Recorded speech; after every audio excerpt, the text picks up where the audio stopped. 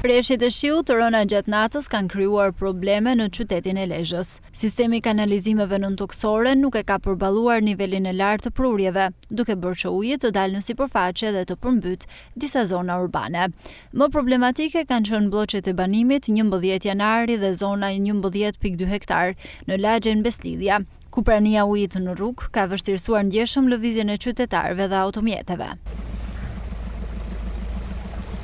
Ndërkohë, për shkak të nivelit të lartë të ujit, policia bashkiake ka bllokuar qarkullimin në disa akse rrugore, duke orientuar mjetet drejt rrugëve alternative me qëllim garantimin e sigurisë. Në ngadalësimin e evadimit të ujrave kanë ndikuar dhe punimet që po realizohen në sistemin e kanalizimeve të ujrave të bardha dhe të zeza, projekt i nisur prej disa muajsh, i cili synon zgjidhjen përfundimtare të problematikës së përmbytjeve në qytetin e Lezhës.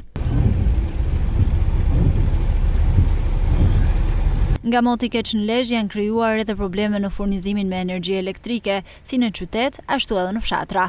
Ndërsa grupet e punës të operatorit të shpërndarjes së energjisë elektrike ndodhen në terren për riparimin e defekteve dhe rikthimin e energjisë elektrike në zonat ku mungon.